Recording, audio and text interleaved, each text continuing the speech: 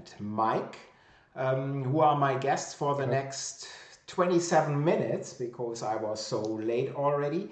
And I'm very glad seeing you both here, guys. And how are you, Ode? How are you, Mike? Everything okay? Yeah, so far everything is fine. The weather is nice outside. I'm on holidays, but I'm at home, so I don't go away. But I have some time with my kids. Spend some time playing, spend some time outside, so I can't complain. Yeah, this sounds good. So holidays are always nice. And Mike, you're living in Switzerland, right? Yes, in the deep Emmental. If somebody knows this part. I only know the cheese. More or less in the center. Yeah, the cheese you maybe know. It's more or less in the center, close to Bern. Okay, okay. And Ode, you are here in the bloody Münsterland. I know that. So, yeah, well, always. And Yes, no complaining okay. though. Yeah. Weather is bad as always. So, what the heck? Yeah. All right. All right. So the topic for today's talk is El Burro. What is El Burro? El Burro is a game in the La Granja universe. So, my first question to you, why another La Granja game? Ode. That's me. Yes, so last year we already talked about something and that we announced that we want to do another La Granja game. And this is actually something different because when we started to work on the Master Deluxe Edition for Board and Dice, we had a concept that for the game that could be part of an expansion, but we could not foresee how long the development would take for this special element. And so since Board and Dice has a very strict timeline for a good reason, we did not want this to be part of the game. So instead, we thought, well, we already have this idea and we can make another game out of this. And so this was the first idea to design another La Granja game. And Mike, you were immediately in the boat as well, or did you come a little bit later to this development here? I think Ode, he did already some thoughts about this before because he showed me some other pictures of other La Granjas he started to develop. But from this point, when we started to know we have to make this Deluxe Master for Important Dice, I was in the boat, of course, and I know about the plans, and I also know about the timeline. And it was just a question of how much stuff or how much different more stuff we can bring into this game without using months or years to develop it. So this was the main focus. And so it was really early. It was clear that there was more ideas and more stuff that we could put in this game or in this Deluxe edition. So it automatically started to form another game out of this, of all these good ideas we had. And yeah, then it started to get an own way, development way. Yeah, you see, because I'm a huge fan of these games that get a sequel, like Brass, for instance, or Marco Polo, who get a second game, and I really love playing these games again in a different way. So this is something that I really enjoy in the last couple of years. Endeavor, Age of Sail, for instance, one of my favorite games, and it got a new edition, and it's so good. And so actually the first ideas for that I was talking about, the way that we could expand La Granja was already something that I playtested when we developed the first one. So there was one playtesting night that I held. We tried out this variant that you could deliver to other players, not only your own. Was there. I was visiting this time, so we played three times together. La Granja, live. This was actually after the game got published. We already playtested with final components, And Yes, because yes. I liked this old playtest so much, I wanted to have this. The idea was to maybe expand the game at some point, but this is a very interactive variant. And after the game was out, Mike visited me coming from Switzerland to Germany, and we playtested this variant. And well, it was not so good back then, but it's very interesting because you could not only deliver it to your own aims, but you could also deliver to other players' aims. So if Mike has the market barrow, I can deliver to his market barrow, and would be a benefit to him and to me as well. And this was a very nice way of interacting between players, and I thought this was something that would be very cool. So I always kept the idea, and then when we started to develop ideas for Board and Dice for the expansions, then we thought this could be a thing. But since this is very interactive, it causes very much problems.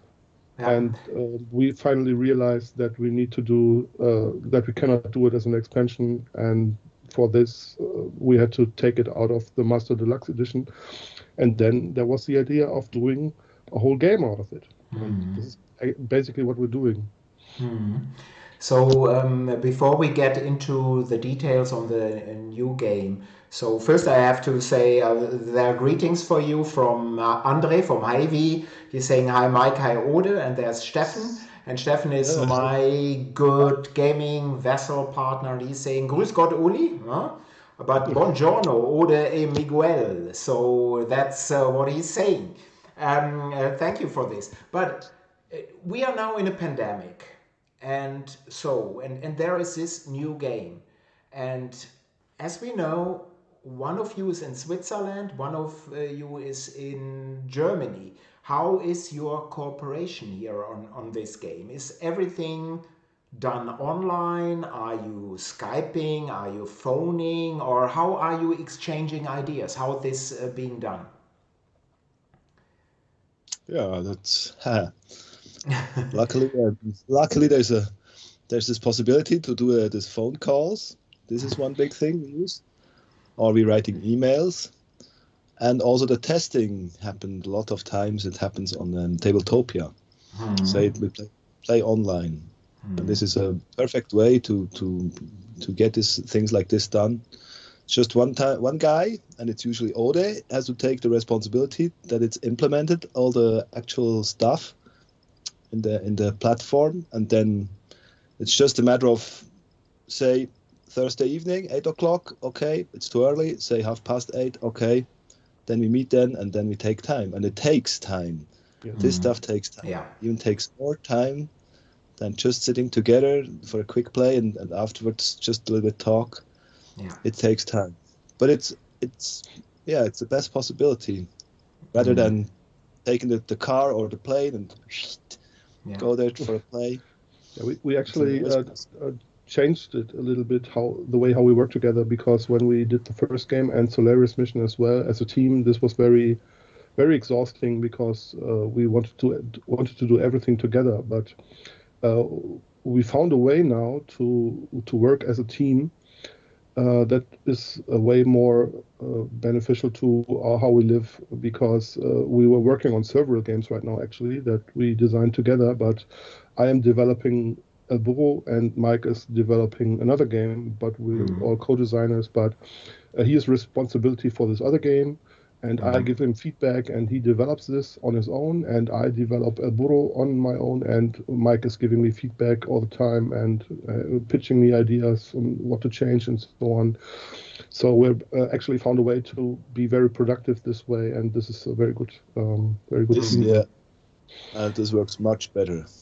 Yeah, I'm always, and that's why I'm interested in these questions. So 99% of tabletop gaming authors are working alone. And then when they are done, when they think this is my statement, they hand it over to a developer or development team or to an editor. But of course, there are quite a few teams of designers. Most famous is Kramer Kiesling, you know that, but I had in a recent Spielworks chat, I had Matthew Dunstan, as a guest, and he has several partners. And I asked him also, how is it working with another designer and author? And he said it's so great because you are getting more input in this way, and it's so helpful. And I think there was a comment in the chat when somebody was saying here 1 + 1 is not 2 but 3 often. So I think it's great that you are able doing it, because it's also not easy, and I'm not meaning the difference in places or the distance, but everybody has their own ideas, and to bring them through, or maybe step back and say, I think you are right, and I was wrong. So I'm glad that this is working out the way it is, and I'm not meaning that you're always saying this is wonderful and I was wrong, because sometimes friction is needed. So it's needed for progress. So that is wonderful. And I have another question, but I would say hello, Stefan. Stefan Risthaus is here. He's greeting you, and there is Maple Pete. Hello, Maple Pete. Hello, Pete. Good seeing you. So you already hinted on this briefly. Maybe Ode. What are the main differences, just in short terms, between the La Granja game, hopefully everybody knows, and the new La Granja game? And before you start, La Granja, in my opinion at least, the two main features are that it's dice drafting, that you have dice there and draft them, and the second is multi-purpose cards that you can use and give you benefits for all this. Of course, there's a lot more in this game, but what is the difference to El Burro? Yeah, that's exactly the two parts that you mentioned are the similarities between the games, because we still stick to this gameplay of building up your farm with multi-use cards and also performing actions with a dice drafting mechanism. And then you have, of course, to be collecting resources and deliver them to certain options.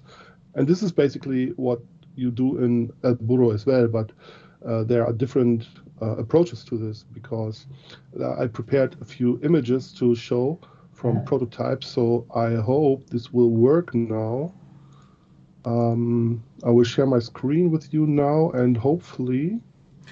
right now we are seeing nothing. It's just black. Hopefully you will see now. Yes, it will work out. It works out. You can see one of the cards.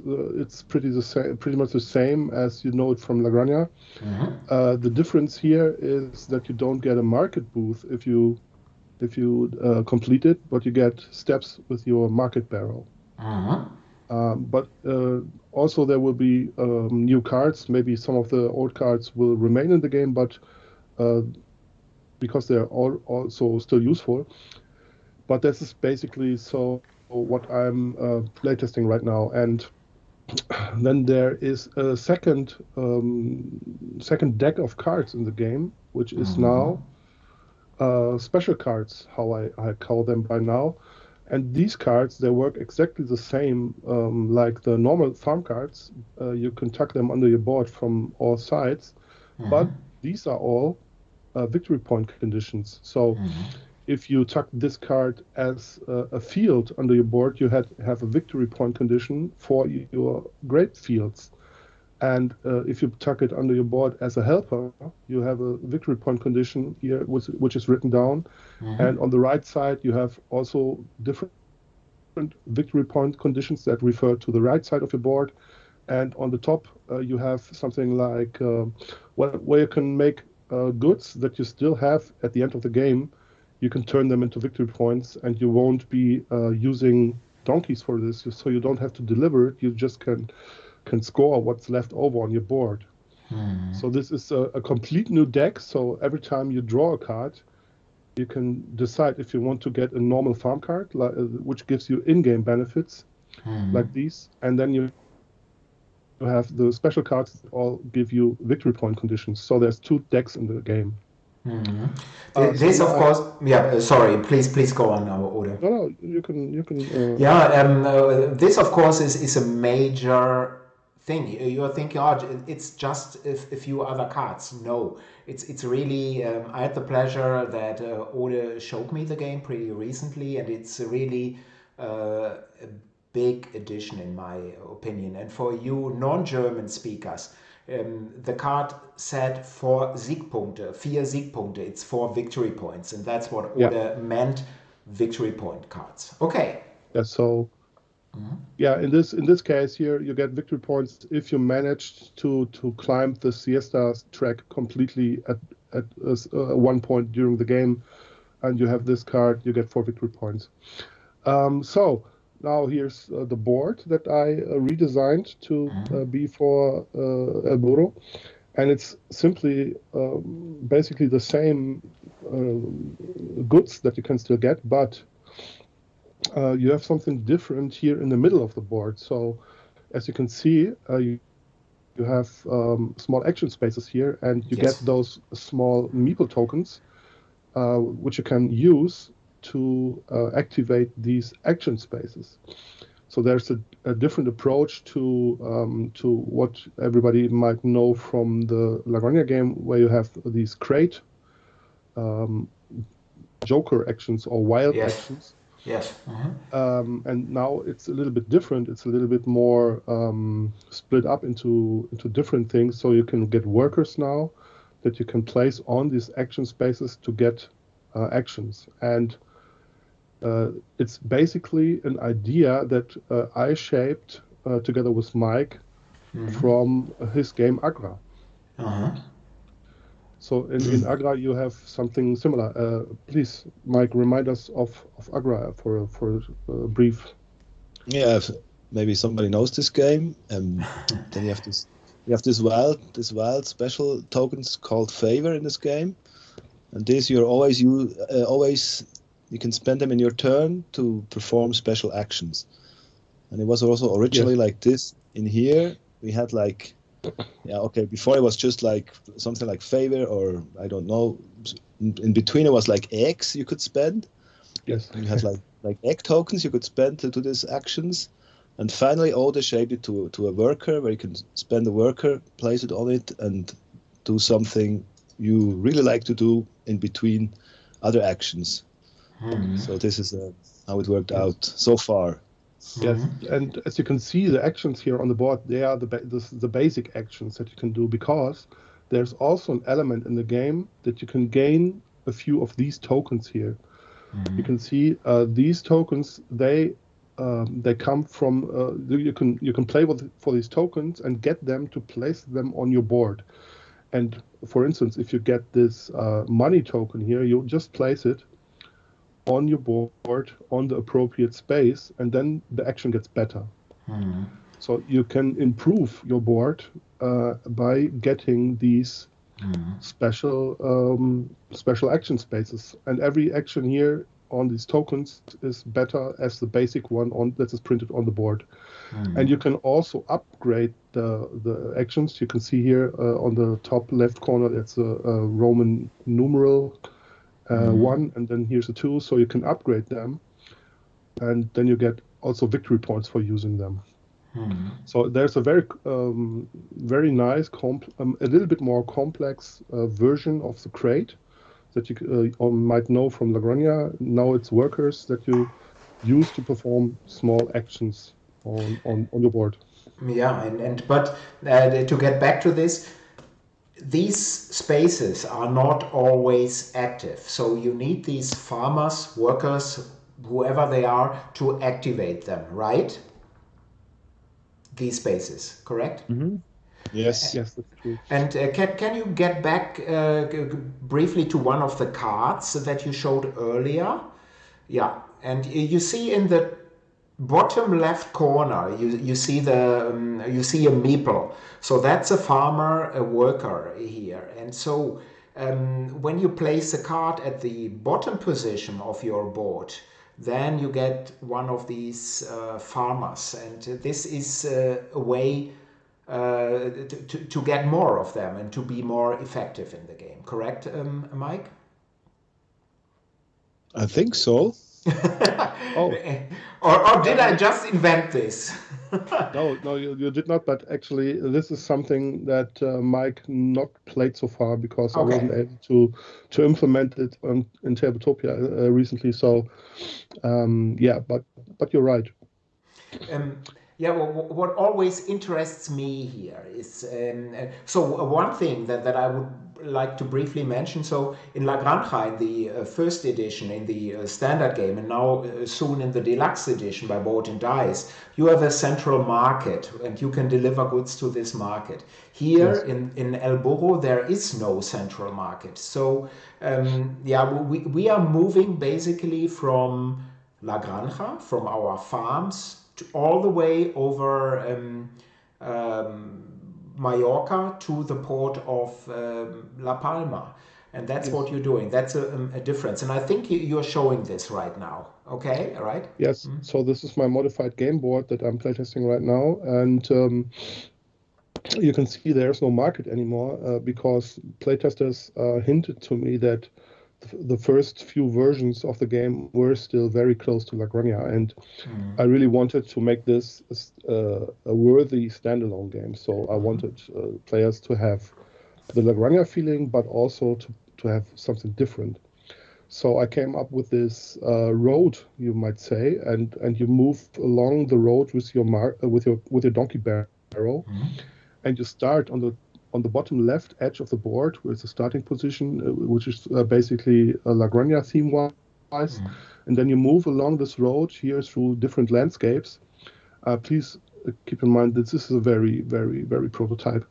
And at the end, you get to the port of Porto Palma, and you have to move along this road and with your donkey barrows. And basically, when you perform the market barrows, you get steps on the road.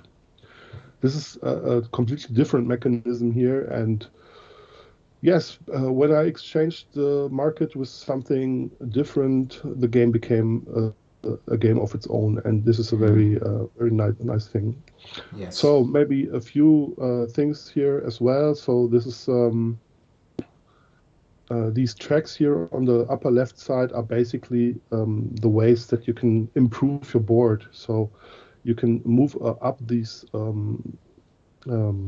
tracks, and if you get to the second space, you get this marker that you can place on your board to improve your actions. This is basically how you improve your skills on your board.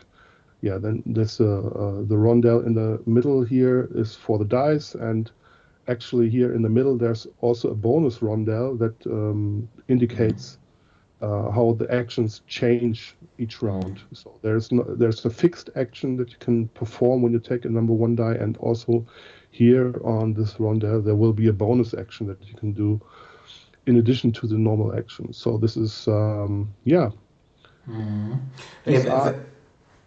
very interesting in my opinion, and I enjoyed it when you showed it to me, Ode. Mike, I have a question. In complexity wise, is the game more complex, less complex, or is it about the same complexity level as the first La Granja? What are you thinking? That's a good question. I think it's more or less same, but it's not same in a way of it's the same, but it's more or less the same level. But it has the structure of one round is different. So it has more steps you have to watch, and it's also the game lasts only over 4 rounds. So you can more or less you can do more in 1 round than before, but everything have to be carefully planned that it works out in the way you would like to, because there are some elements who are a little bit not say blown up, but they're a little bit more strategic, so that you can. Before there was this donkey marker you just placed, who showed you how many deliveries you have, how many steps on the siesta track. So now we have this donkey cards in the game. And you have always a set of these cards, and you have some of them you can place for deliveries, some for siesta track, and one for something else. So we have always decide which card I should play where. So there's something a little bit more, and there's in many steps of this round, it's a little bit twisted.